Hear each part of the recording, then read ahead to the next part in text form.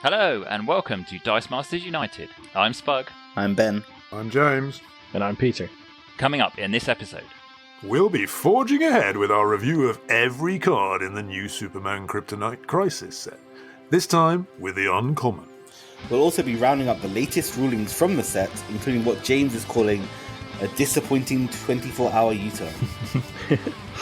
And we'll be revealing the common card from the expansion that players are most excited about getting to the table. All that and more in the latest episode of Dice Masters United.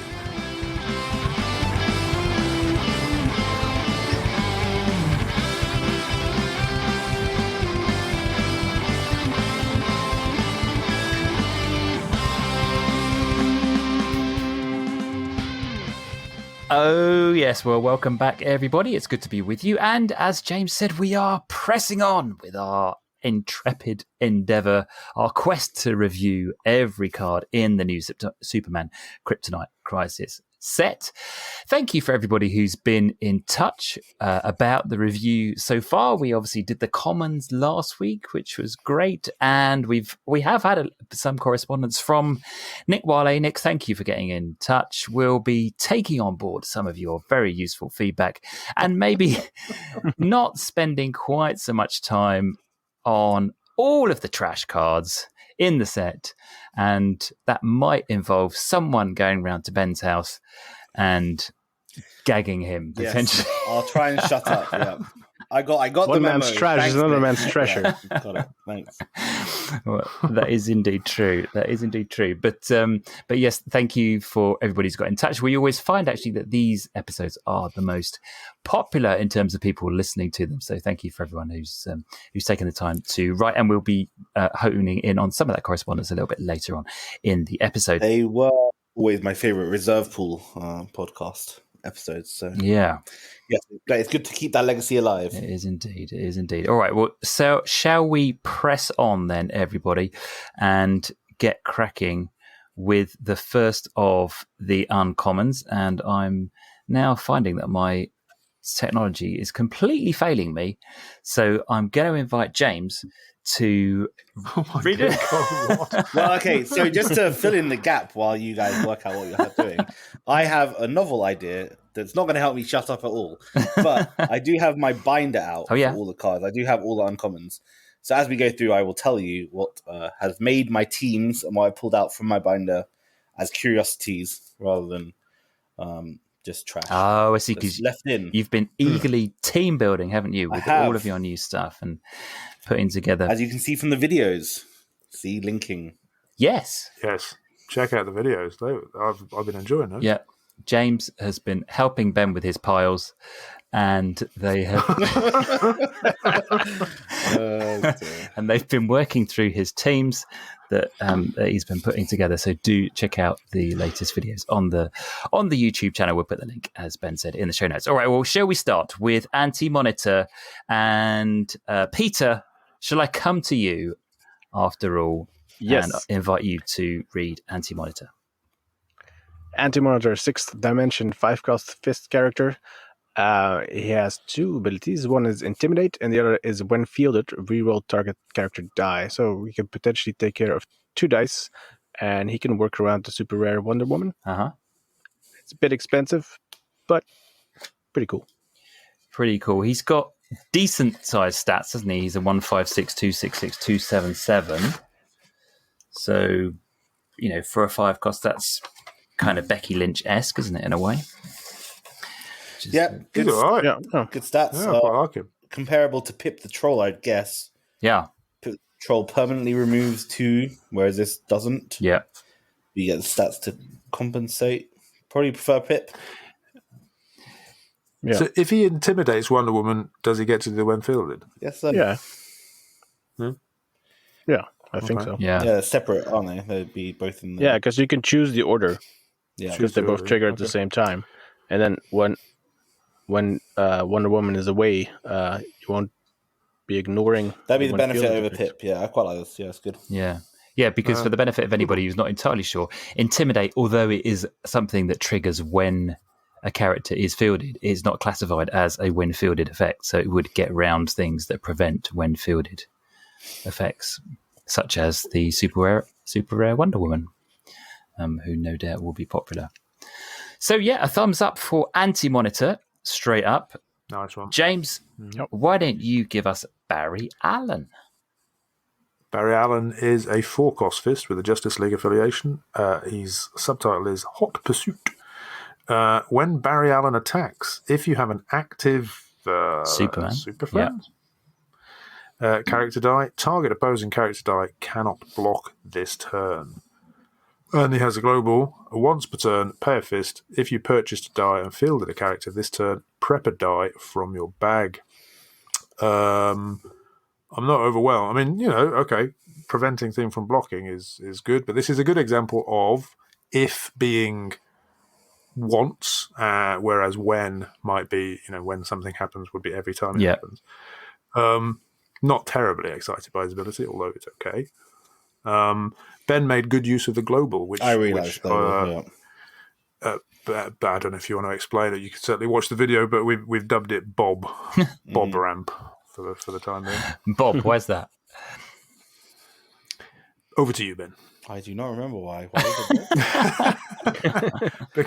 because it is involved in the Black Order character. Oh, yeah. The Black Order character. Black Order Barry. What's he called? Yeah, there you go. Black Dwarf. Yeah.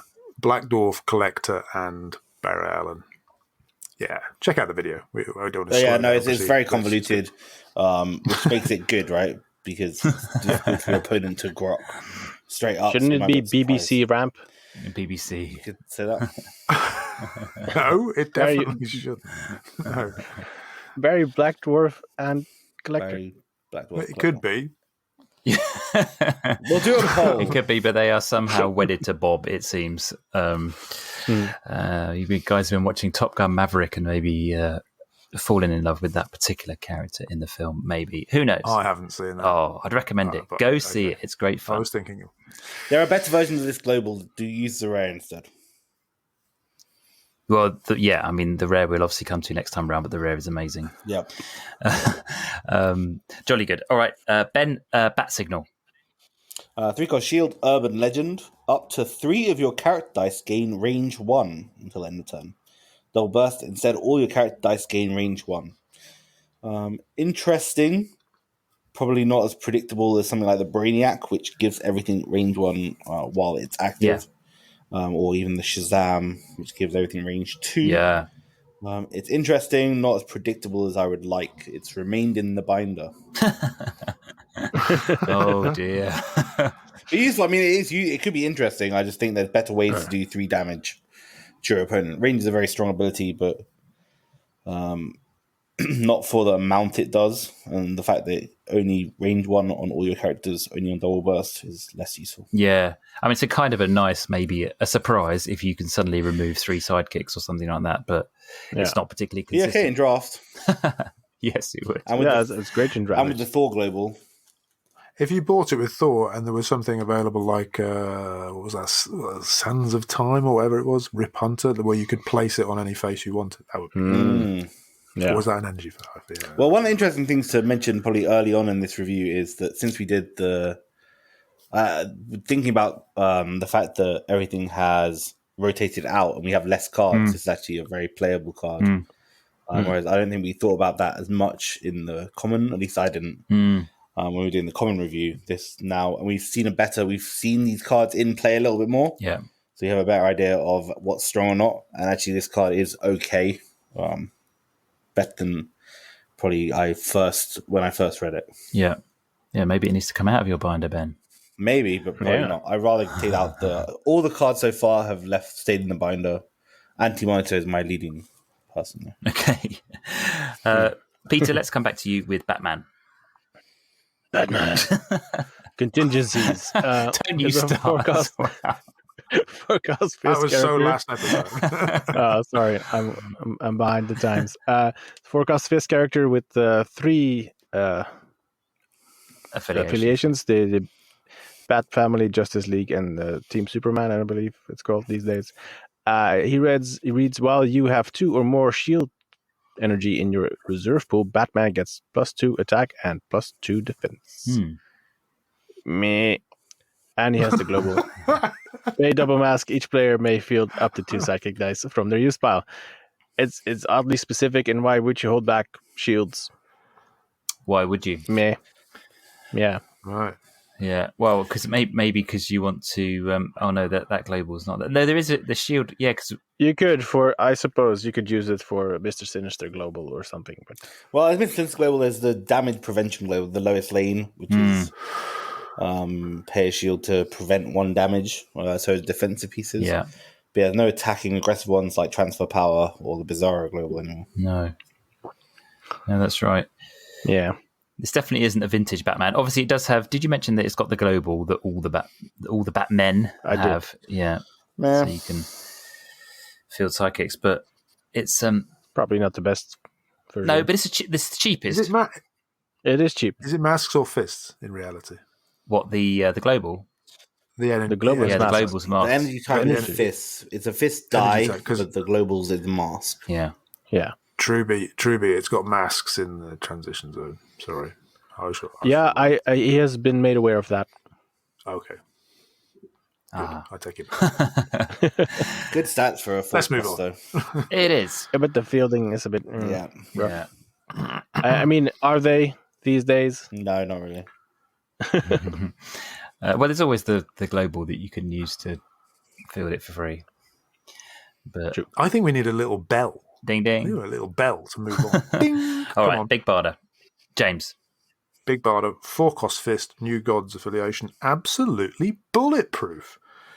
While Big Barda is active, when an opposing effect targets her, you may pay a fist. If you do, ignore all opposing effects targeting Big Barda until end of turn. Well, it'd be fine if she actually did anything else. Yeah. Stats are all right for a 4-cost, I suppose, but just not. No. I'm not saying this one, honestly. No. Same. No. It's almost like she's got her own sort of gladiator global, but gladiator. But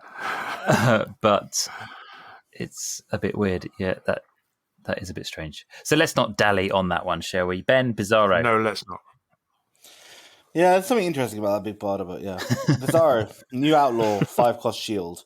If a Superman die takes damage, increase Bizarro's attack by the same amount.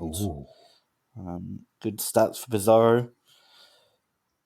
Yeah. Is there any direct damage that we can do in big chunks? Probably not great.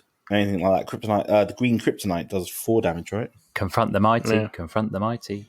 Not in Modern anymore. Oh, it's not. Super rare Robin does damage to characters. Super rare Robin does damage to characters equal to the number of dice you have fielded, I think. So that could be big. Yeah, I mean, you can play around with it. Is it worth it? Probably not. No. Probably not. Probably not. Yes, no, not really. No. In the binder.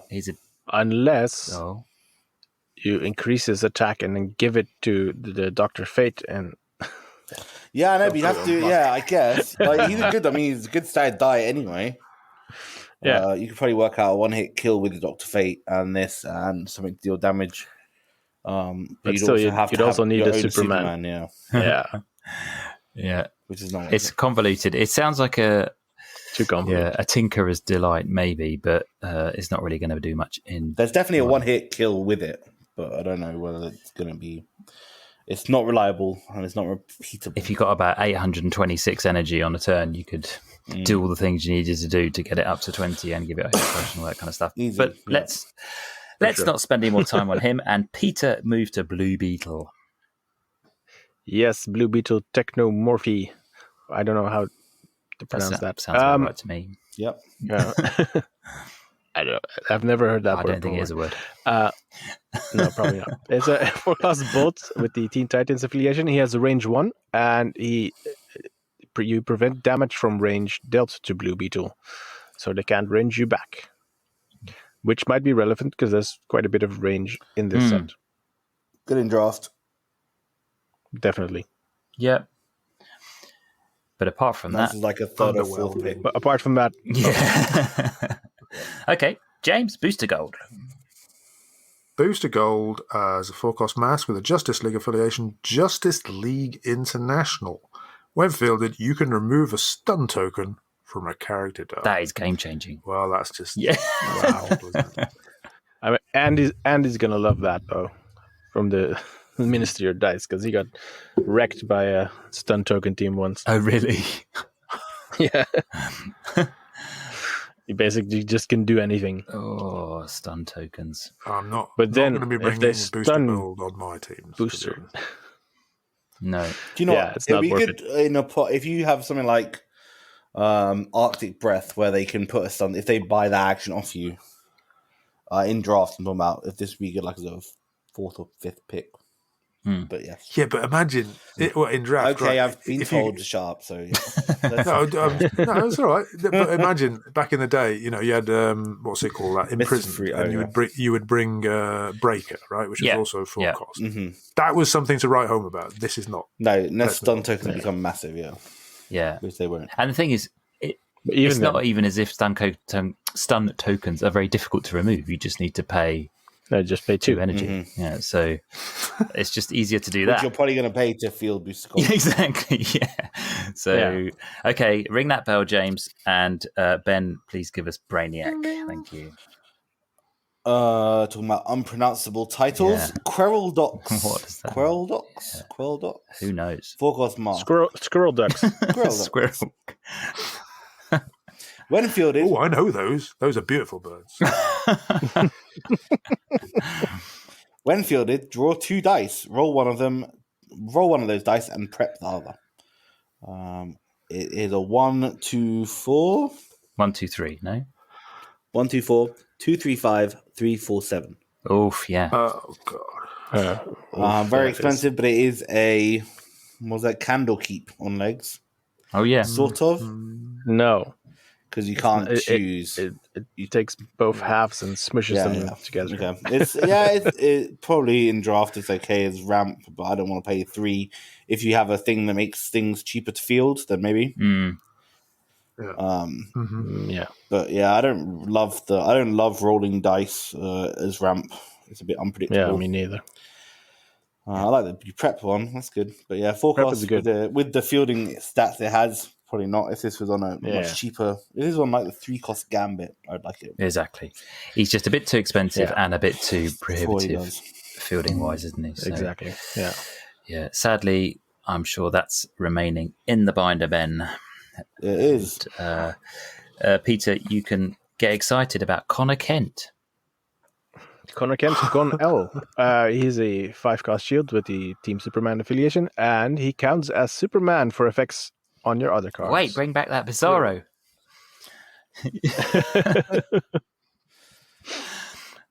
I think you can buy a Superman for 5 as well. For 4. Superman for the rare one is 4. Yeah. And you have a wicked ability. Yeah.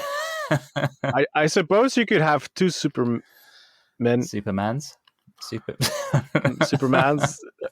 triggering something separately, but that's all there's. I don't think there's an amazing use to this card. Then just buy 2 of the 4-cost Superman. Yeah, that's definitely better. So stupid. Yeah, but if you somehow can manage to make this and the Superman deal damage to each other, then it gets interesting. Wow. Wait, how does Arch Nemesis read? Because that does that, no? Something like that. I will get out the binder for my action cards. Oh, you're going to have to find the binder. Okay, I'll just look on the team builder. I know. Target character die you control and target opposing character die. Yeah. So you have to give them, your Connor Kent. Yeah. Let's buy Misty Mix's. Oh my days. If you could, but then you could also just buy 2 Superman dice. Indeed. For 4 cost, and then have them damage each other. Yeah. Okay. You know what? We could just move on to Darkseid. James. 4-cost fist with a villain affiliation. He's subtitle is Torment Sanction. Whatever that means. Pay an extra 1 generic to field Darkseid if you don't have an active Parademon or New Gods character die, and he has range 2. Oh dear. No, just let's do we need to linger on that? I mean, range 2's great. Range 2 is pretty decent. It's with the 365 fielding cost top level. Horrible. Well, it could be 465 if you don't have a Parademon. Yeah, effective fielding costs of 2, 3, 4. Yeah, but there are multiple globals in set that allow you to field something for just the one. There are 2 globals on Jimmy and the Robin, though I don't have, and there's also the super rare Lois, which would allow you to field him for free.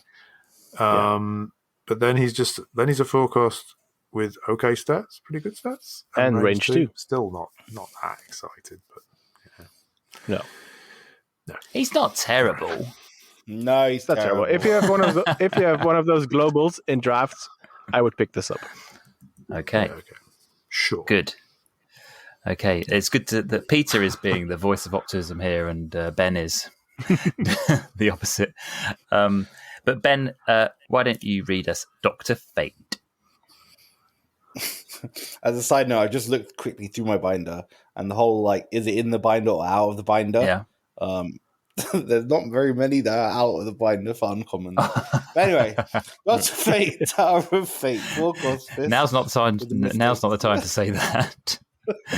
Hey, listeners, stop listening now because there's nothing good coming. When fielded, place target character die on Dr. Fate's card and prep any dice you've placed on Dr. Fate's card in a previous turn. If Dr. Fate is KO'd or that die's owner takes damage, prep all dice on Dr. Fate's card. Crazy stat line. Oh, what? I don't understand. And a very confusing ability. It's very much like the Phantom Zone from the original Justice League. So basically, when you field Dr. Fate, you can basically steal a character die and put it on that card. Yeah. But if you have done that, you prep anything you previously taken and stolen. But I think if you can, there's some shenanigans you can do. So with mutation or something like that, you can swap in and out Dr. Fate. Oh, yeah. So technically, they don't get it back. Yeah. Yeah. So he hasn't fielded anything, so you can keep it in the field, yeah. Yeah. I mean, I feel like I need to lie down after reading that text. It's like 6 lines of stuff. It's very confusing, but basically all it means is you can steal a character, put it on that card, and then if you field a second Dr. Fate, you give back the thing you just stolen. It's the fact it says Dr. Fate's card 3 times. It's good. It's removal to the card, which, I mean, is long-term removal that only gets undone basically when Dr. Fate is KO'd. And then or your opponent takes damage. Or your opponent takes damage, yeah. It's kind of like a mini imprisoned, isn't it, in a way? It is a little bit. Yeah. Just targeting one thing rather than one thing. Everything. Yeah. Can you get something else? Can you get multiple dice on his card? Do you have to do that? Yeah, if you field multiple Dr. Fates in a turn. No, because every single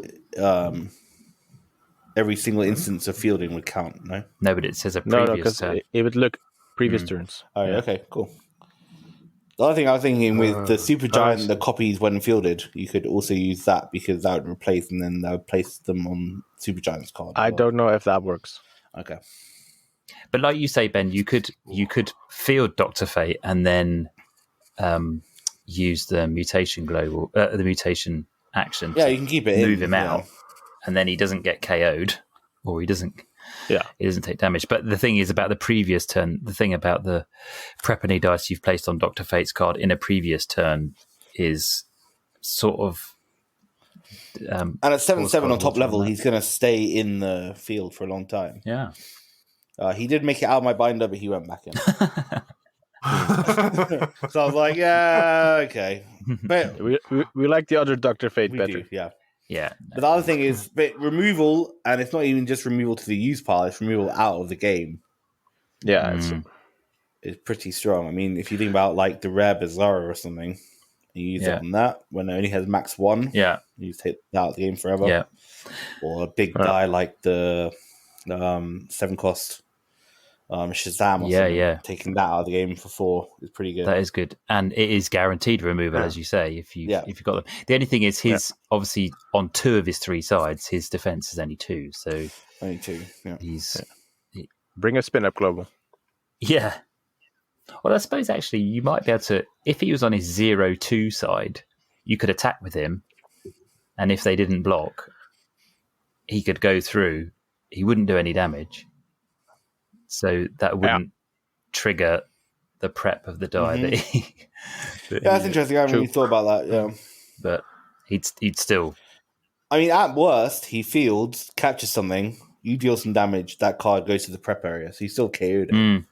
At worst, this is when fielded KO an opposing character, which is pretty good for a 0-0-3 fielding. If you can have so probably better than first envisaged that, I think. It's good, all right. Peter, Doomsday. Doomsday, Phantom Zone SKP. He's a 5-cost bolt character with the villain affiliation, and he has a max 1 for some reason. And when Doomsday would leave the field zone, you may instead reroll him. If that die shows a level 1 character face, you may return it to the field zone. And he has a global pay a bolt target character die must attack this turn. So the global is good, for sure. The ability, not so much. It's reminiscent of that old Magneto, but that was better. Because that didn't only do it on level 1. Or that would just return, right? No, I think it went to prep. It went to prep, yeah. I think that so was if you do roll, there was a Hawk that did something like this, maybe. I don't know. But you have to roll. You have a 1 in 6 chance if he goes through unblocked to get him back in the field. If he leaves the field zone for some other reason, you probably... Yeah, I suppose you may... There's a chance he comes back, but I like it. Just the common's way better. Well, I think all the others look better, aren't they? Really, the Doomsday got a good array of characters. This is probably the weakest. If you want the global, you're probably using it on something else. This is only fine at best. Yeah, of course. Yeah. All right, James, General Zod, please. My mate, General Zod, exiled for treason. 5-cost bolt with a villain affiliation. When fielded, General Zod copies the abilities of target shield character die until end of turn. They love their shield messing around and stuff. Pip the Troll. Who's he going to copy? Pip the Troll. Not helpful, is it? You need a when active, don't you? Yeah. Or a when attack. So the global Pip, I suppose, but why would you bother with that? You could copy a master mold. Oh. That's true. Yeah. That's true. It's till the end of turn. Yeah. So anyway, to if copy... he stayed copied, or he cost less. Yeah, if he stayed copied, he'd be really good. You copy a Drax, right? Although you couldn't because it's the Wenfield. It wouldn't trigger. Yeah, you'd have to field it. That's the problem with the Wenfield. You need 2 of the... Yeah. Because if you had 2 General Zods, you could copy a Wenfield effect. You could field the first one and then field the second one copying it, right? But you'd have to do it on the same turn because you'd have to invest 10 on the same turn. This specifies it only lasts until the end of the turn, unlike. So you need a while active shield. Yeah, while active, or when attacked, or when KO'd. Hey, you could make it a Connor Kent. You can get 3 Supermen. Okay, wow. You could turn General Zod into a Superman. That's pretty cool. Yeah. All right, Ben. Yeah, thematic but not helpful. Green Kryptonite, please, Ben. Okay, Green Kryptonite. It is Weakening Kryptonians. 3-cost bolt. Spin up to 2 target character dice to level 1. Yep. Okay. Yeah. If you need something at level 1 for some reason, something if you want to trigger 2 awakens and you can only roll level 3 characters, I suppose it's pretty good. Yeah. Ding. Yeah. Yeah. Okay, Peter, Harley Quinn. Harley Quinn, Vengeance Unlimited, 2-cost mass character, max 2. When KO'd, you may roll a character die from your use pile. For each energy showing on that die, deal 1 damage to target character die. If that die shows a character face, re-roll target opposing character die. That's another one. That's a lot of text. It's not but just basically, you reroll a character die from your use pile. If it shows energy, you get to do some damage. If it shows character, you get to reroll a die. It's nice if you're planning on KOing a bunch of mask characters, for example, to trigger that Magneto that gets living the dream. Loyalty counters. Yeah. And then you get a bonus effect on top of that. The max 2 is a bit of Yeah, that's a bit of a downer. Yeah. Apparently, I bought 4 of a Max 3 Harley, one cost on the video game. Sorry, you can do that in draft. I always forget to look at Max dice, and I didn't know that one cost was a Max 3. There you go. To be fair, on the full art, it doesn't actually say Max 3 anywhere, I think. I'll use that as an excuse. But I don't have the full art, so I like it's a bit reminiscent of the morphing jar uncommon, which always got overlooked for the 1 cost. Yeah. Although that mess with your opponent's prep area. I quite like it. It's interesting. Probably the 1 it's not bad at all. But yeah. No. I'd like 4, the sort of thing that you might actually buy. Well, maybe not 4, 3 of, but then you're limited to 2. It's a good when KO ability when we have a KO trigger, which is pretty easy to do. With Dark Phoenix Global. With Dark Phoenix Global. And there's not many when KO abilities which are worthwhile. This is actually theoretically removal on your opponent's turn as well. Yeah. Because you can KO it. Yeah. And, as someone pointed out, it does pair quite interestingly with that Magneto that gets loyalty tokens every time a masked character is KO'd. Mm-hmm. If you wanted to do a living the dream thing. Is there any way to bring back dice that have been KO'd that turn? So you do this multiple times? Not in Modern. No. Okay. I don't think so. But yeah, Harley, probably not the strongest Harley in the set, but pretty decent all the same. Good on that. Fantastic stats for a 2 cost as well. Yeah, so pretty good, even for 2 costs. Yeah. Okay, James. Hawkel. Hawkel, Fierce Warrior, is a 3-cost mass with a Justice League affiliation. Hawkel gets +1 attack for each opposing character die in the field zone. Each opposing character die. So it's like a sort of Converse Red Hood kind of thing. Mm-hmm. Yeah, I'm not that keen on that. Again, stuff that's beyond your control. Okay, the stats are okay, the fielding's okay. It's a 3-cost mask. It's not terrible. Really good in draft. It would be, but if you can make it unblockable somehow, thing. Or give it a crush. Just smack your opponent with it as much as you want. Remove everything. Yeah. Yeah, it's sort of a weird one. The more blockers your opponent has got, the better she is. But what you don't want is your opponent to have more blockers. It's kind of the annoying part as well is she's a persistent ability. What's the word for that? Static ability. Applied. Static. Yeah. Static. Static. Whereas applied. She's not like a when attacks, which I think with Red Hood, at least Guy Gardner is a when attacks. Oh yeah. So you can't use the storm, the uncommon storm, to make her unblockable. No. You could give her Overcrush with Psylocke or the Mr. Sinister Global. Yeah, that's true. Not really. There are shortly better cards. Let's go on. But the thing with that is it's the same as the... Or not. Sorry. the Batman that gets +1/+1 for each psychic your opponent had. And had Overcrush. Actually, the psychics give you 1 defense against Overcrush. So every opposing character gives Hawkgirl 1 attack, but also provide at least 1 defense. Yeah. So negate each other for Overcrush, so you need unblockable. Yeah, which is going to be difficult to manufacture. It's not happening. It's not. Next. All right. Hawkman, he's Hawkboy, really, isn't he? If we're going to have Hawkgirl, we're going to have Hawkboy. I can't stand for any of this. And Ben, it's your go. Hawk World. Girl and boy living in a... I'm a Hawk. Living in a... 3-cost bolt Justice League character. When fielded, deal 2 damage to target fist character die. And it has the Hawkman Global, which is the Gladiator Global. Gladiator.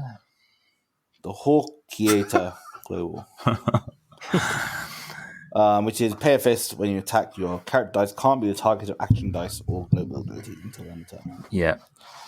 Yeah, sure. Okay, fine. If you have a fist character which has 2 defense that you want to remove consistently, then okay. I can't think of any of those off the top of my head. No, I think it's way too situational. Very specific. Yeah. Ding. All right. Peter, our old friend Jimmy Olsen. Jimmy Olsen's sci-fi enthusiasts, a 2-cost fist with the Team Superman affiliation. While Jamie Olsen is active, your Superman, Supergirl, and Lois Lane character dice get +1 attack and +1 defense. And he has the global, pay a shield. The first character die you field this turn is free to field. So this gets around all those pesky high fielding costs. I don't know if his ability is necessarily worth it, because Superman and Supergirl already have pretty good stats. Although I suppose if you want to rush in with Lois Lane's, that would help her. Lois Lane rush. She's good. Yeah. Yeah. It's a new archetype. It is. Yeah. Yeah. But she's got. But yeah, definitely worth it for the global. Interestingly, the Lois Lane, also, there is also a version of Lois Lane that buffs Superman as well, isn't there? Yeah. Yeah. So if you get all those out, you get a super buff Buffing Superman. each other could be. Yeah, and then you make Connor Kent a Superman, you make General Zod a Superman. Connor Kent also gets buffed. And General Zod. Oh. Yeah. Look at this. Was there an action dice in the past that granted fast as an ability? Is there anything that grants fast? That sounds familiar. I think that sounds like... I feel like there was. Yeah, there was one of those like from the Cosmic Iron Man Treadmill or War Machine thing. Oh, yeah. One upgrade. Something like that. One of those upgrades. If there was, possibly. you could use it on Lois Lane, and then she'd be fast lane. Living life in the fast lane. There's a potion from Fair and Under Siege that says target character die gains fast. Wow. Yeah. I didn't think it was that. Okay. And there's also upgrade Unibeam, basic action. Target character die you control gains 2A. If it is a bolt character die, it also gains fast.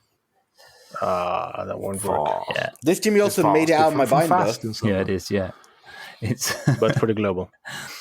So this Jimmy Olsen made it out onto my Superman team. And then I got the Superman and then I replaced it.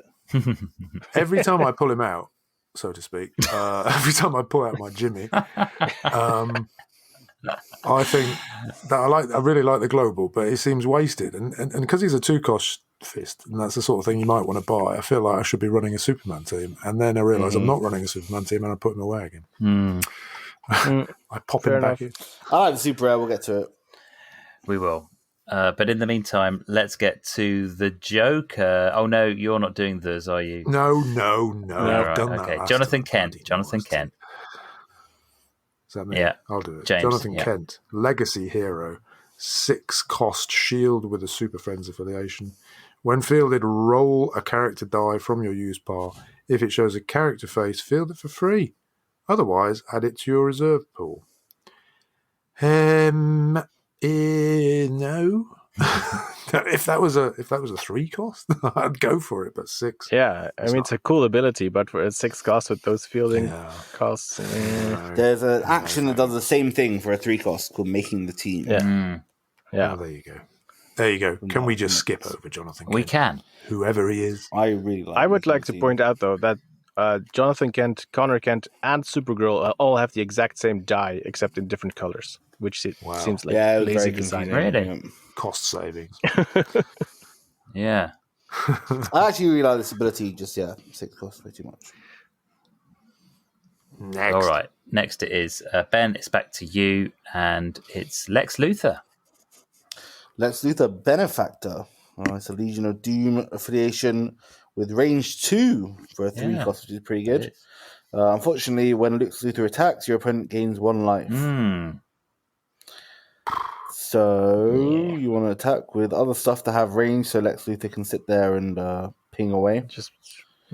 If you get like one of the Hawkel who has range on the super rare version, no, the rare version. It's the rare, yeah. Has the rare, range and there's 1. Wally West.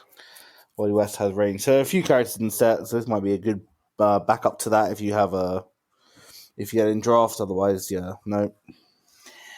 He's not bad. He's obviously got that awful attack stats, hasn't he? He's just a 1/1/2. He is. You want to sit with him, Yeah, you definitely don't want to attack with him. No, thank you. Yeah, he's probably not going very far, and I suspect he's still in your binder, isn't he, Ben? We almost got to one card that was out of my binder, but we didn't get to it. Alphabetizing change. Okay, Peter, back to you and Lois Lane. Lois Lane Reporter, 3-cost fist character with the Team Superman affiliation. When fielded, prep a die from your bag, and while Lois Lane is active, Superman gets +1 attack and +1 defense, and she has a global pay shield, prevent 1 damage to target character die or player. I mean, when fielded, prep a die from your bag, sure. Yeah. She has 0 fielding costs across the board, so that's nice.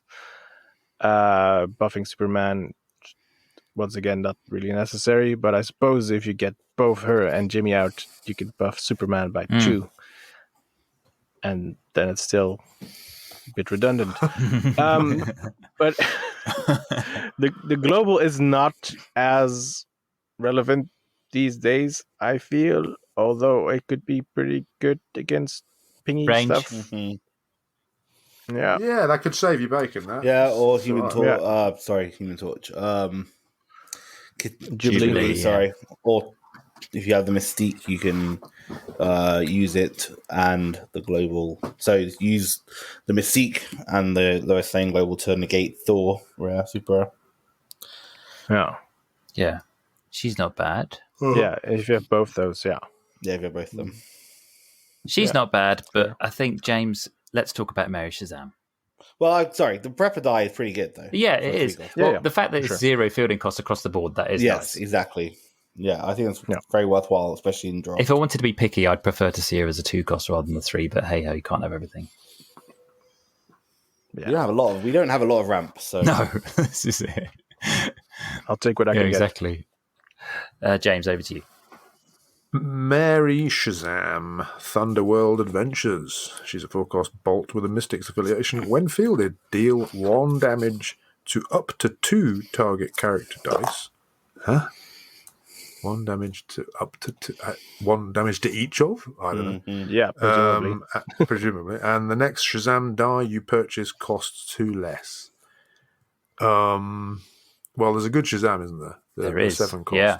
But are you gonna buy a 4-cost to get a 2-cost discount? Yeah, and you have to pay 2 to fielder probably. Yeah, right. Yeah, so that's a no. I think the reason why it says up to 2 target character dice is that you don't have to do 2 if you don't want to. Yeah. That's the reason why they've chosen that. Yeah, okay. Fair enough. Can I just say... You can? No. I've been told to be quiet. But the uncommon Lois Lane has just replaced the common Lois Lane in my Superman team. So there you go.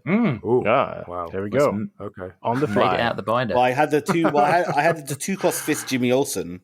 So actually upgrading to a 3-cost fist doesn't take away that many things. But yeah, the one-field prepper die has convinced me. That's pretty good. Okay. There we go. Well, that's good news. While we talked about Mary Shazam, there was developments in the background in Ben's piles. So, this Mary Shazam's terrible. Yeah. Okay, well, Ben, move us on to Mr. Mind then. Mr. Mind, another terrible card. It's in my binder. Monster Society of Evil. 3-cost mask, Mystics affiliation, villain affiliation.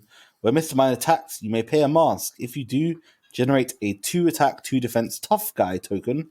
It is attacking, and Mr. Mind is no longer attacking. While Mr. Mind is active, your tough guy tokens get +1 attack. Oh, it's on a burst phase. On a burst phase, sorry, yes, which is the top level. So it's 1/1/1, 0/1/1, 2/1/1. Oh, 2/1/1 is horrific. Is awful. Yeah. Make a tough guy token by paying a mask for 3 costs. Yeah, I don't like this. No. Too much going on. I mean, I suppose it's repeatable, which is good. Yeah. You can generate lots of tokens if your opponent doesn't have anything that's greater than a 3/2, then it could be a problem. But they probably just have a blocker with the stats in this set in particular. Yeah. They have something that has at least 2 attack. Yeah. To just block the token and KO. And you have to pay a mask every time. Yeah, you're spending a lot of energy to do this, which is not gaining you that much. I mean, on the plus side, tokens are great in this meta because they get around spin downs and re-rolls and all that kind of stuff, because obviously tokens can't be re-rolled or spun down. But on the minus side, all they'll do is target the source of these tokens and get rid of your Mr. Mind with their spin down or re-roll, and then your tough guy tokens won't amount to much. Bring out the minky. Peter, then go on. Then please do that.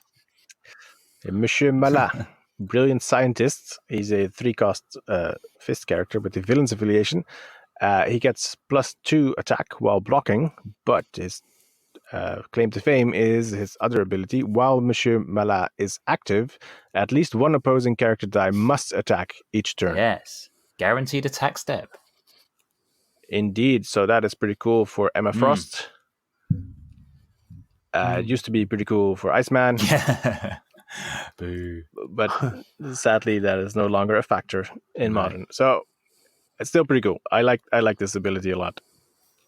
Yeah. It's forcing your opponent to attack. He's good for a 3-cost, isn't he? He's really good. The top side 2 fielding is the only downside. Yeah. The top side. Yeah, that's a bit weird. It's Then you still have a 0-0-2 6-5 defensively, which is pretty decent. Yeah. For a 3-cost. Oh, yeah. Okay. Yeah. Could he be the new Kang in Draft? Who knows? I prefer his rare. That's the card I have out of my binder. Oh. But I do wonder about because the rare lets you double block. Yeah. Which I think is probably more useful, particularly in the current meta. But actually, the secondary ability is where it's at. Makes it 1 cheaper than the rare, which probably has its value. Yeah, something like Emma Frost, if you had it on a team with that, it would be very intriguing. Making your opponent have an attack step is always very useful, even if it's just like so you can know when to spend your energy. Yeah, and there's often things that you can use to bite your own opponent if they attack, like things like the rare Dark Phoenix that reflects back damage to your opponent, that kind of thing. That would be even if it's something like you have. So say you have the Lois Lane Global where you have a shield or 2. So say you have 2 shields. If you have that plus the Mr. Sinister Global, and you're like, do I spend it now or not? I'll pass priority back, and then my opponent's just like, okay, well I'll pass turn, make you waste your energy. Yeah. Actually, this forces them to attack, so you can make a more informed decision. Yeah, that's true. Yeah. Oh, what a good ape he is. Good little boy. Yeah, James Omac. Oh no. Omac is a 1 machine attack construct. He's a 4-cost fist.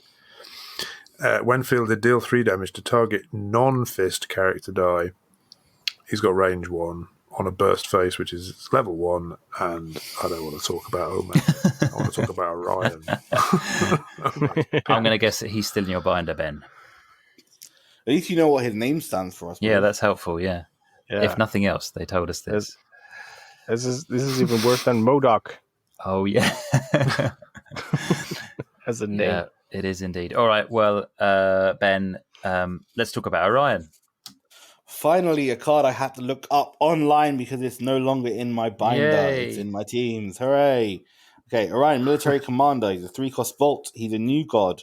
He has insane stats for a 3-cost. 155, 166, 288. Bombastic stats. Insane. If you don't have an active non-sidekick character dice, Orion costs 2 more to field. Then he has global, pay a fist, spin target character die up 1 level, which is a really good global. Spinning stuff up is very useful, especially for my Dr. Fate Storm combo thing. Yeah. But in general, spinning up something of global speed is pretty decent for Awaken as well. And then the downside, so he has to have a downside because you can't have a 288 for 3 costs without a downside. It's actually not that bad. So if you don't have an active non-sidekick character dice, sounds confusing, but basically as long as you have another character dice which is not a sidekick, he costs the same amount. If you don't, he costs 2 more. But that's not too bad because it's easy to get around. Unless you have Lois Lane or one of those other global units. He's great. I really Most of the time you're going to have a character dice which isn't just a sidekick in the field. Yeah. And it's unlikely that Orion will be a primary win con, so you're probably messing about with something else first. That's what I found. He's definitely a good include if you need cheap bolts, if you need stats, and just for the global. And the global's worthwhile just by itself. Yeah, very useful on my Dr. Fate team. You feel Dr. Fate and then you field Orion, so he doesn't cost any extra, and then he has mad stats to give Dr. Fate. Oh, yeah. Yep. That's the team he's currently in. He's fantastic. Oh, yeah, indeed. Now, Peter, let's give a little plug to your recent article about Homash values, because this Orion is one of the best, isn't it, in terms of the Homash scale? I've not done the math. What? I was relying on you. Intuitively knew that it was a good card. Oh. So while you continue with the other cards, I will calculate. We'll fill for a moment while you. Well, yeah. So with the Dr. Fate, I mean, you're giving. The great thing about the Dr. Fate is the way the Dr. Fate team works is you need to spin Dr. Fate up after you've made him unblockable using the Storm uncommon. So you need this global anyway. Yeah. And then you can also give the Dr. Fate plus 8 attack at top level, which you probably can get because of the global. Yeah, he can spin him. So he can use his own global to spin himself. It's a 2.92. That is insane. Wow. That is really good. Pretty good, yes. Very briefly explain what the Homash value is, Peter. So you basically look at the return on investment on a card. So how much are you paying to buy it? How much are you paying to field it? And what kind of stats do you get back for that? So you average all the attack and defense values, and you divide that by the purchase costs plus the average fielding costs, and you get a value. And I think we might have to adjust the sort of threshold tipping point threshold for what is a good card, because we are getting a lot of stats these days for fairly low purchase costs. Yeah. But anyway, back in the day, anything over a 2 is above average, and almost 3 is very good. It certainly is. Well, Harley Quinn is the best, is it? With 3, the common Harley Quinn from this set is the best with 3.6, isn't it? Is that right? Yeah, but that's extremely unusual. Almost 3 is insanely good. Yes, that's all we need to say. So yeah, he's going to be bonkers in draft for sure, and he's definitely going to see play in constructed as well. Orion gets a big tick in the box from us. Peter, so let's move on to Parademon. Yes, Parademon Advanced Force, a 4-cost bolt character with the villainous affiliation. He gets +1 attack for each of your other Parademon dice in the field zone. Yeah, his stats are not great. He's a 2-1, 2-2, 3-2. So even if you had a couple out, yeah. It's like it's a 3-4. Sorry, it costs twice as much. Yeah. So and he doesn't even have Swarm. It was the same with the Batiri Battle Stack used to have this exact same ability, right? But they were cheaper and they had Swarm. Yeah. With very similar stats, not as if it. Yeah. No one's going to be using that for 4 costs. This is not leaving the binder. No way. So James, move us on to Parasite, please. Parasite Alien Flu, 3-cost bolt with the Legion of Doom affiliation. When a shield character blocks Parasite, your opponent spins it to the energy face of their choice.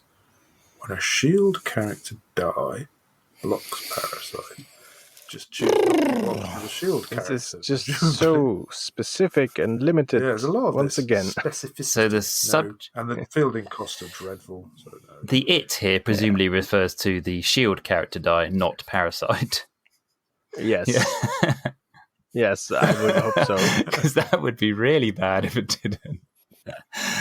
I mean, it's... Yeah, I suppose it could go either way. That would be really terrible. As it is, it's just terrible. Let's move on. All right. Ben, the next one. Poison Ivy. Okay. Belle Revie Escapee? Belle Rev, I think. Belle Rev? Sweet Dreams. Okay. Yeah. Should probably know that. 3-cost mask, Legion of Doom affiliation, has Regenerate. While Poison Ivy is active, if your opponent fields a character die and it isn't their first or second character die fielded that turn, you gain 2 life. Had fantastic Poison Ivy stats 012024136. Is fine. There are better items on. If your opponent fields 3 character dice on the turn, that's a pretty good turn for them. They'll probably be willing to let you have 2 life for that. They won't care that you gain 2 life. The fact that Poison Ivy has Regenerate is interesting. It's an annoying ability to get around a lot of the time. And also, we're never big fans of stuff that is reliant on your opponent doing things for you. Exactly. Or bringing stuff for you. I suppose... in this case, the 3 things. Yeah, exactly. I suppose if you had consistent board clear... If you paired this with something like the Angela that stopped when fielded or the Wonder Woman which stopped when fielded, and you had a consistent board clearing thing that wasn't winning you the game... then okay, but I don't know if that exists and it's very specific. Yeah. No. Next. Peter Raven. Raven Darkness Manipulation forecasts mass character with the Teen Titans affiliation. While Raven is active when an opponent uses a global ability, if it isn't the first global ability they've used this turn, Raven deals them 1 damage. That's a pretty cool ability. Yeah, so you're basically, if your opponent wants to use more than 1 global in a turn, they're gonna have to pay with their life. Baby Jinzo. I don't know how global heavy is the current meta. I don't know. Well, yeah, exactly.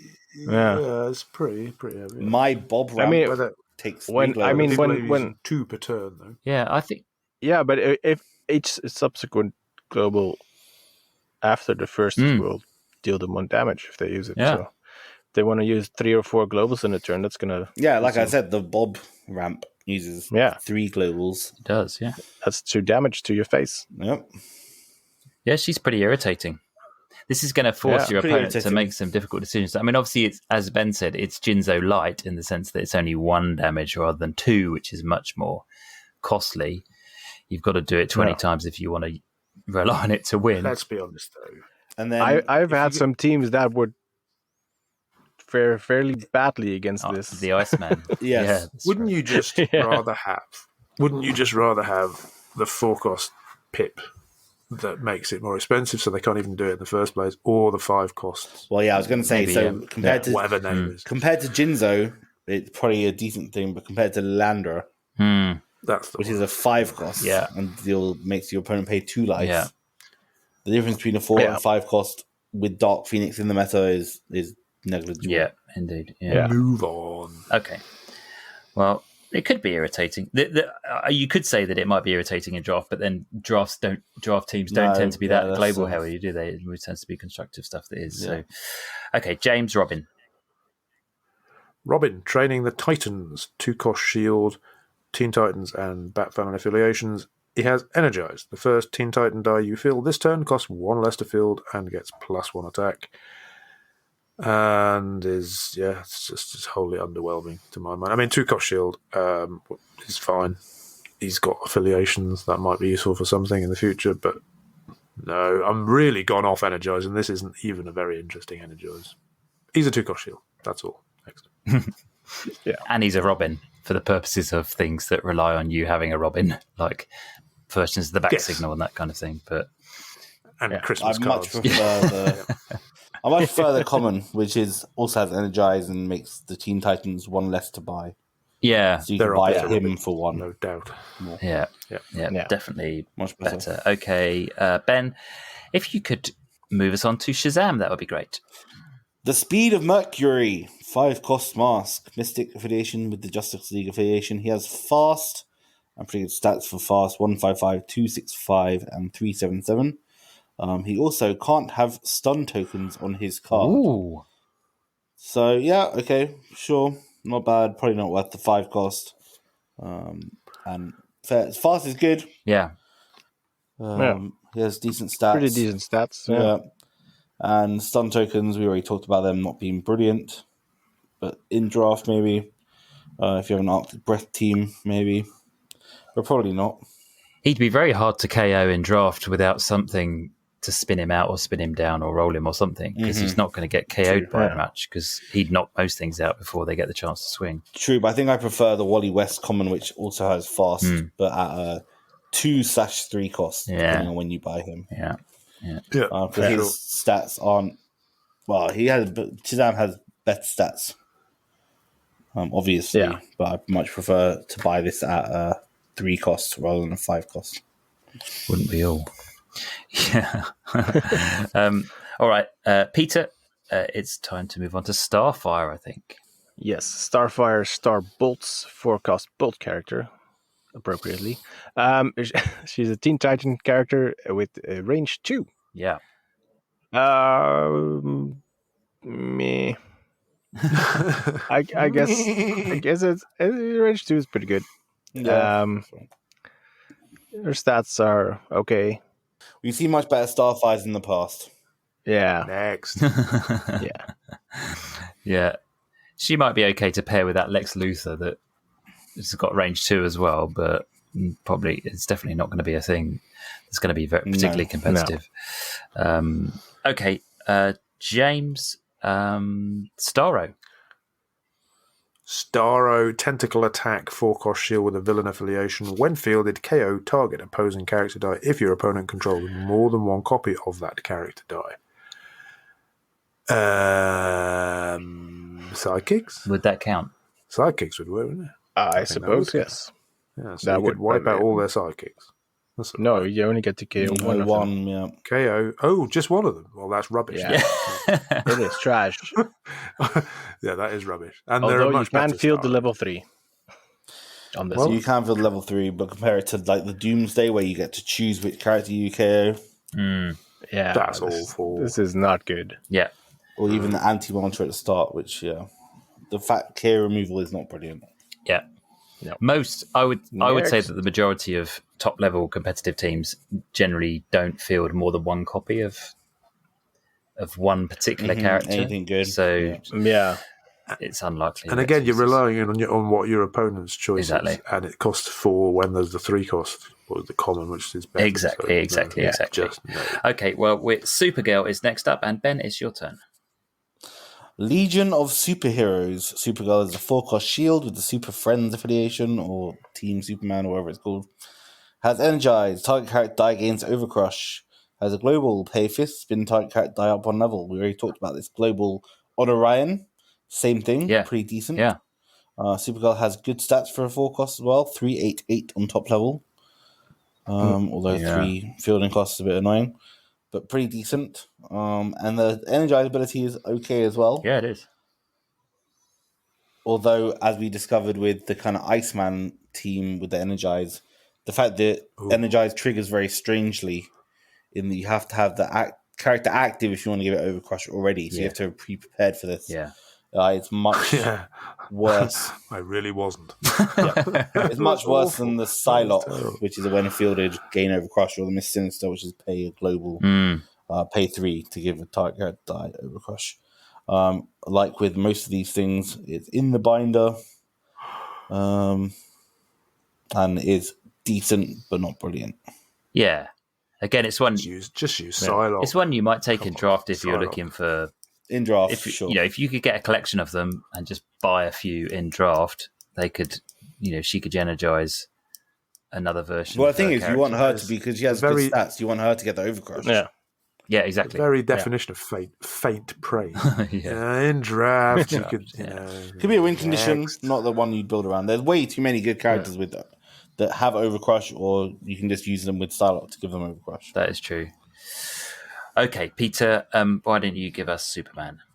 Yes, Superman Phantom Zone Protector, 5-cost shield with the Team Superman affiliation. He has the same ability as the previously mentioned Dr. Fate, and it's still a lot of text. It sure is. Which is not necessarily a bad thing, but for people like me with limited attention spans, that could... Oh, wait, what was I just saying? Oh, anyway, he's got lots of text and I can't concentrate on it for too long. So, is there a good... it's removal, but I like the other one better because it's cheaper. Is there a good one-turn kill? A good one-turn kill?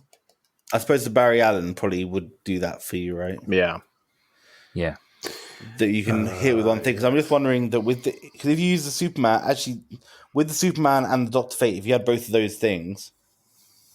They have good stats anyway. You can remove 2 pieces of your opponent's stuff. And as long as you never attack until the turn you win, you can effectively keep 2 of their dice they bought locked out. Yeah. True.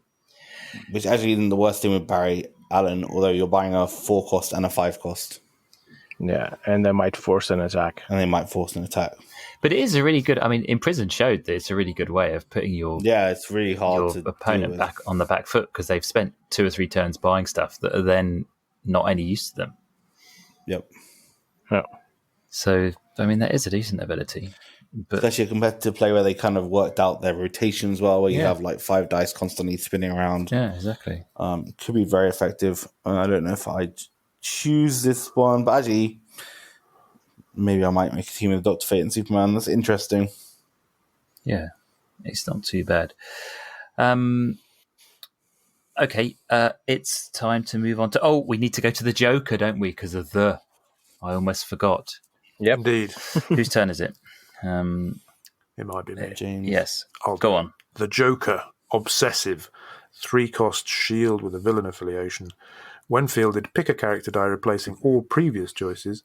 While the Joker is active, when that character die is KO'd, your opponent moves a die from their prep area to their used pile. It's a 3-cost shield. Yeah. It has the villainous pack global as well. It does have that, which... pair mask, prep a die, but you can only do it once per turn and not if there's something already in your prep area. He's got his usual sort of defensive stats. It's fine. It's an interesting ability and it costs 3, so who am I to grumble? But I'm not really going to get into that sort of.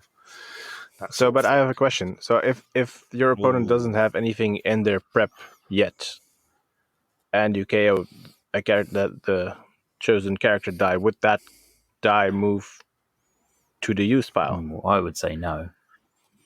No, because it's probably not. Hasn't got there yet. I don't know. Hasn't got there yet, has it? Well, when it's KO'd, it goes straight to the prep area. So, I don't know.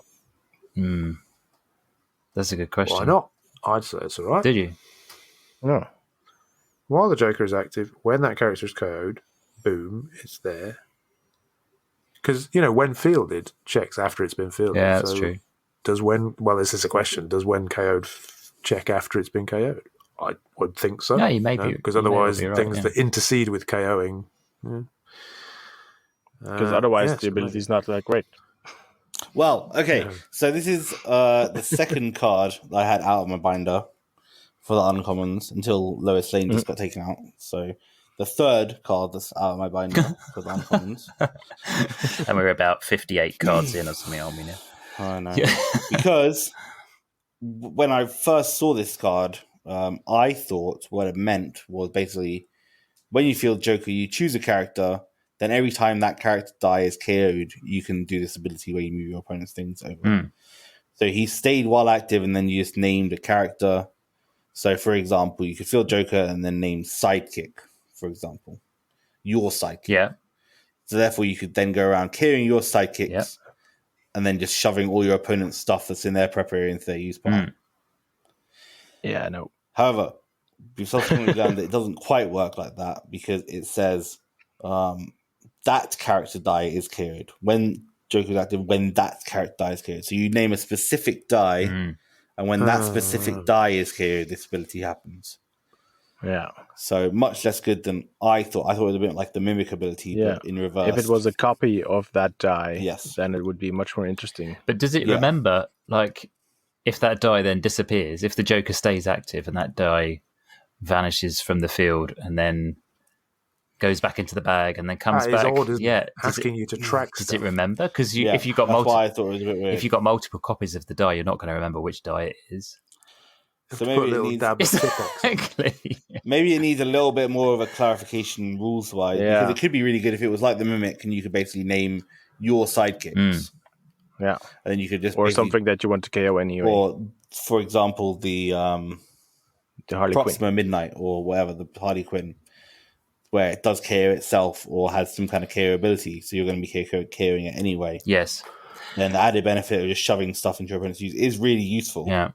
Yeah, okay. Yeah. As it is, I think the way we have to play it is that it names a specific die and has to KO that die.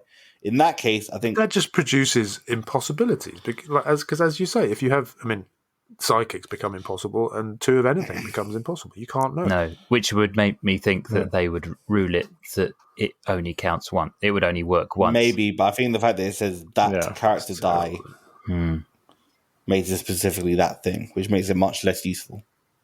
It does. But it does mean that if you field the Joker, you can name the Joker itself.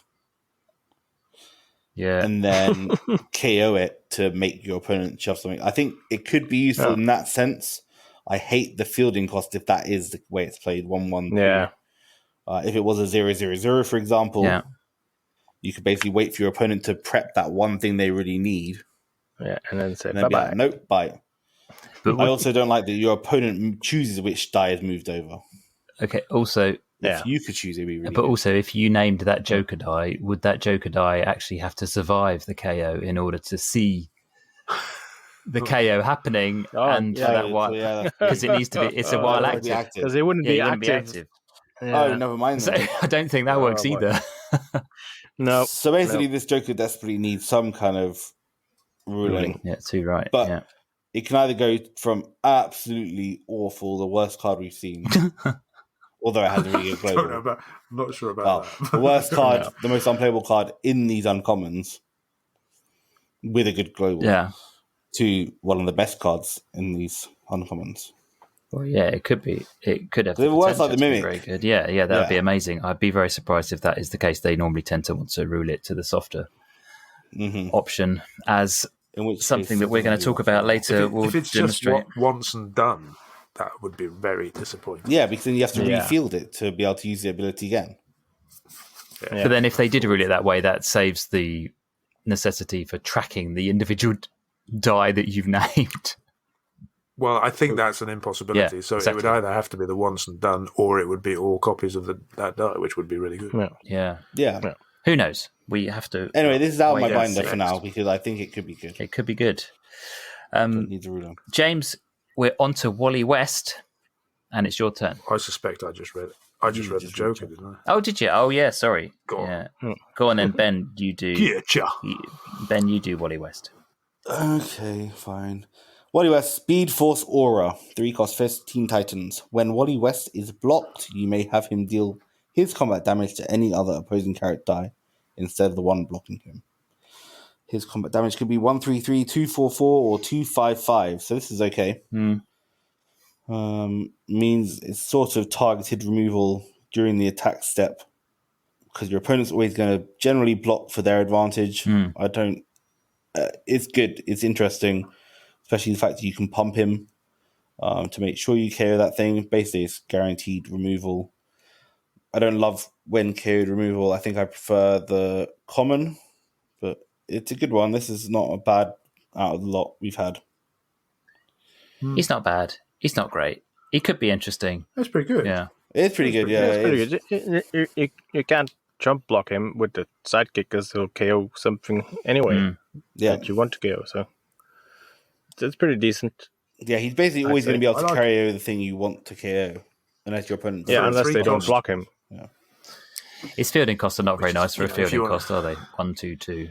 Yeah, it's just that middle fielding cost is the only bad thing.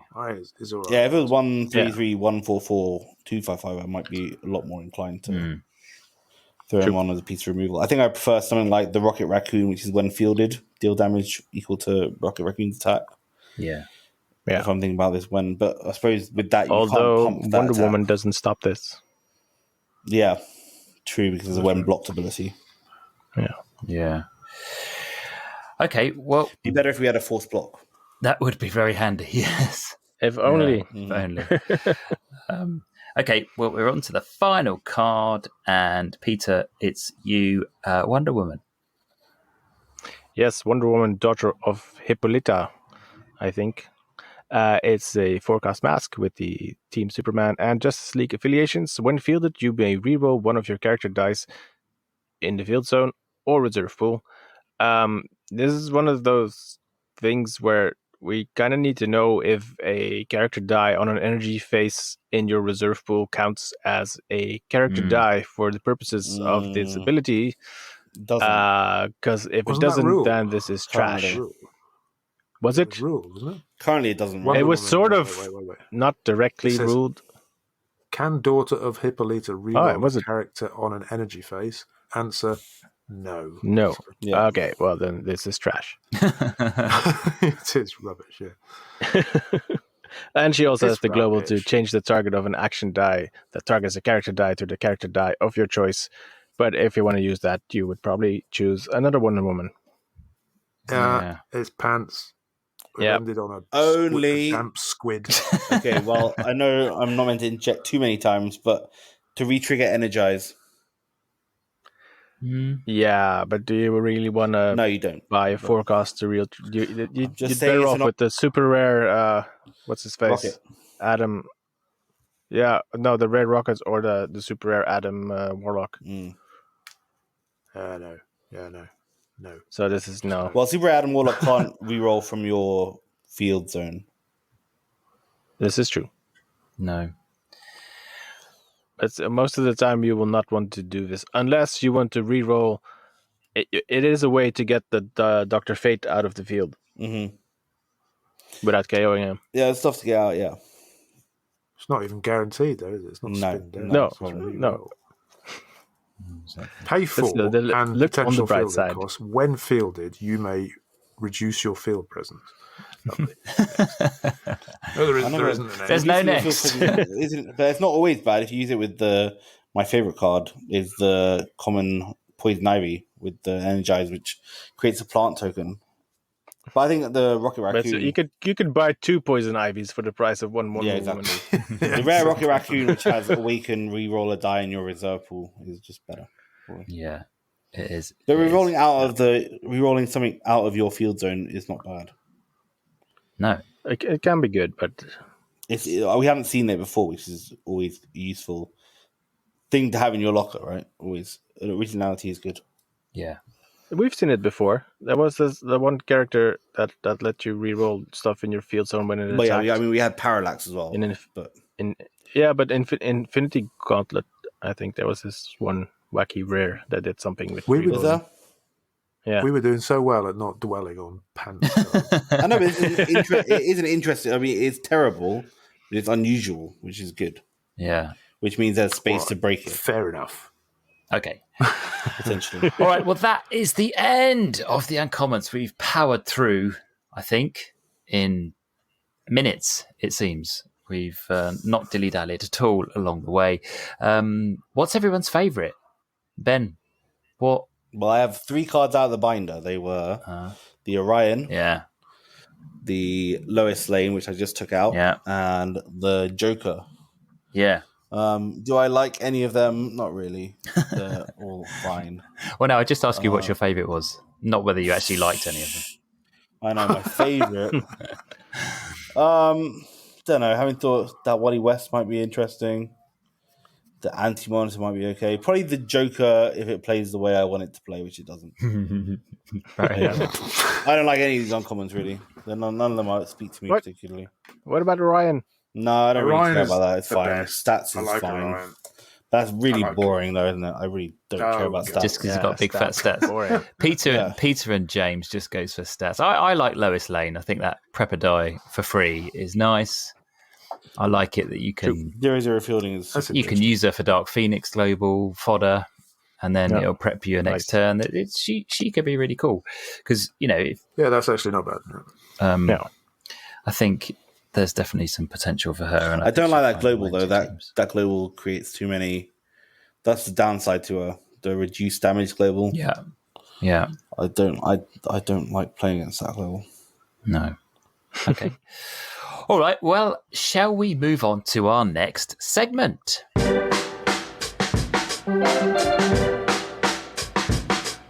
Okay, well, we're going to stay on the subject of Superman Kryptonite Crisis because WizKids have pumped out some rulings to clarify some of the questions that people had around a few of the cards. And we're not going to go through all of them. Others have done that already, and you can find the links to all of the text on our website. We'll put a link in the description. But James, there was at least one particular one that we wanted to pick out, and I think it related to, well, something that gave you 24 hours of elation followed swiftly by despondency. What happened? It was General Zod rare, and his text reads, while General Zod is active, your sidekick dice get +2 attack. Nice, in and of itself. But he has a 6-cost bolt, so maybe you would want a little bit more. And you get a little bit more. It says they get +2 attack and count as bolt character dice in addition to being sidekick character dice. Now, this obviously put the cat amongst pigeons because, generally speaking, sidekick dice are only character dice when they're in the field. But the card didn't mention that, so somebody thought to ask the question, Nick, I suspect, via Jimmy, while Zod is active, would psychic dice in an unrolled state still count as bolt characters?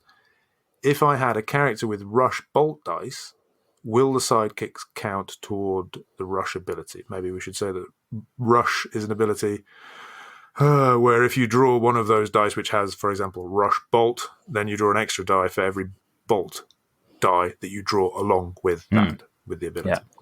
If that makes any sense at all. And it's one of Nick's favourites, so you can see why he might be asking. And the answer originally, I don't have the entire answer, but I remember very, very clearly the answer originally was yes and yes. Yeah. Yes and yes. That was basically the answer, I think. Yeah. Right. So yes, they still count as bolt characters in an unroll state, which is a bit weird, honestly, that side of things. But more interestingly, no. But all that I really cared about was that it would make rush work, because there's a handy character with rush bolt, which is a 3-cost Gamora, whose only real downside is fielding. Then you're going to be trying not to field her. So, and so I thought I'd try that out in our exploration of the modern meta with Ben. And I didn't know how it'd go, but it looked good because it looked like I'd be rolling lots of dice. And indeed I did. Indeed I did roll lots of dice. And not only did I get +2 attack for my psychics, but I had enough dice to buy front line to give them another +3 while unblocked. Great. And then I think that was the team when I had Starro to get the 4-character swing. It was. So in the end, I don't know if I lined up with front line, but it was enough to have a 4-character swing with 3 attack psychics is nothing to be sniffed at, and it went swimmingly. And we made a video, and you can watch the video, the link to which I will put in the show notes. And then a mere 24 hours later, it was re-ruled from yes and yes to no and no. Oh, how sad. Sad James. So that's probably for the best, ultimately, for the health of the game, because it was just weird. Yeah. But it made no sense. I would like to see... I would just like to see that that rush activation on a future better written character would be really good. Yeah, because psychics aren't characters unless they're in the field. That's right. So therefore can't be any energy type, because it doesn't make sense. It was distinctly odd. Yeah. So yeah, if they're gonna, I would like to see them redo it just on a character that makes more sense. Maybe they could push through maybe you don't want an ability this strong on a promo, but it'd be good to see it as soon as possible while Rush is still in the meta. Yeah. Rush is good. Rush is good when it works. I mean, maybe if they you've could got do something Rush as reliable as sidekicks. Rush sidekicks would be good, yeah. It was, for a little while, it was like the new sort of, the Dark Side super rare. Yeah, exactly. From World's Finest or whatever it was. Yeah, from ages ago. Batman. From a long time ago. Which was always sort of, am I going to spend 6 so I can ramp a lot? Wait a minute, let me just try it. Whoa, there's loads of dice. This is great. Yeah. It was a bit like that. It really was a rush, I have to say. Yeah. No, that was strange, and I would have liked to have been a fly on the wall behind the scenes to see what actually went on with those various conversations. At one point, did they suddenly think, "Wait a minute, we need to change"? You said what? Who wrote yes and yes? Hands up. I know. Who was that? Get out. You can pack your bags. But probably the intention of the card was for it to work like the video does. Presumably, the intention of the card. But then they realised actually if we go with this wording, that messes up everything else. Yeah.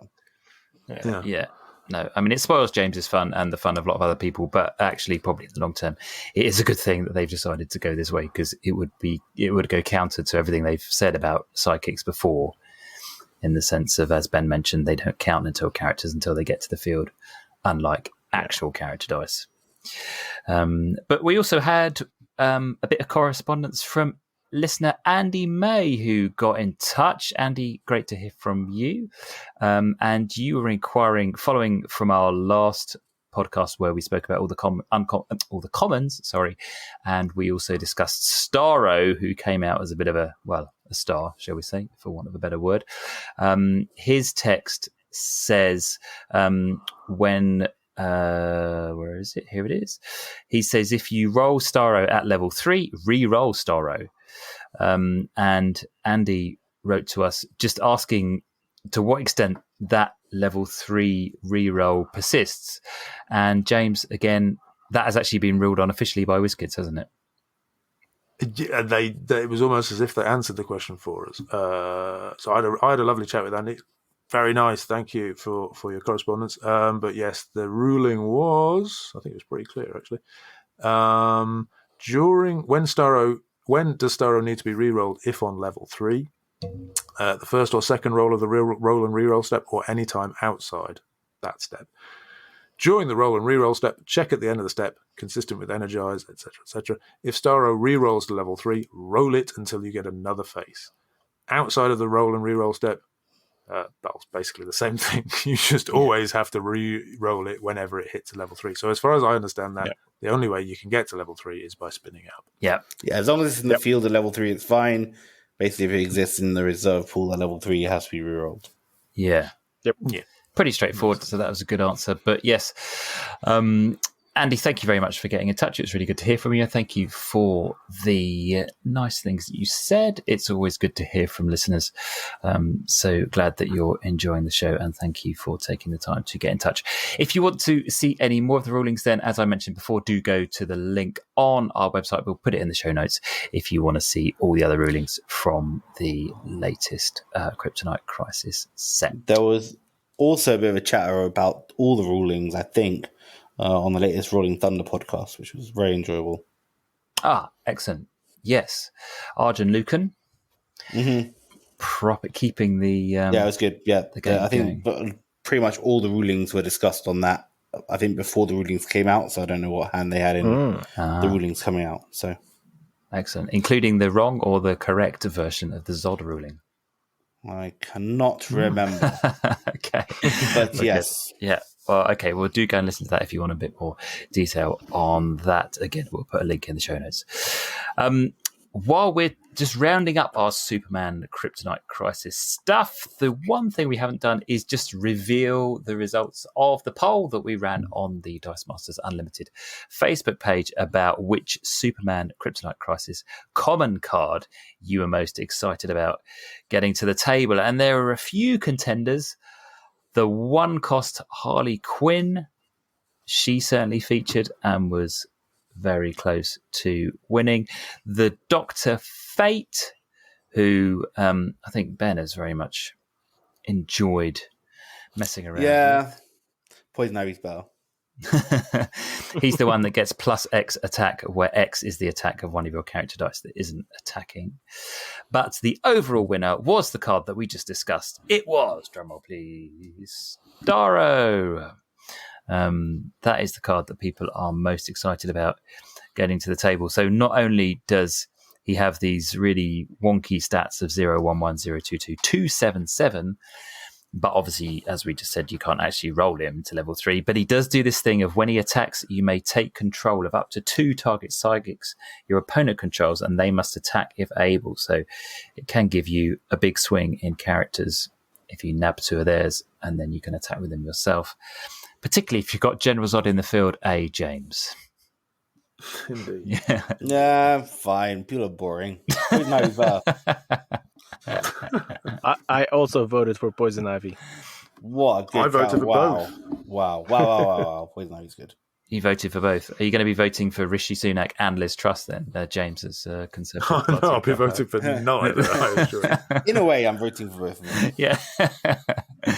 Yeah, so the Poison Ivy's, she's a 2-cost mask who has Energize, and it says field a 0A and 2D plant token. When Poison Ivy would be KO'd, you may instead KO a plant token and heal all damage from Poison Ivy. So she's great against Overcrushers and all that kind of stuff. So yeah, she's a lot of fun. So she's certainly in the conversation. But Starro was the winner of this particular poll. Should we just move on to a little bit of AOB?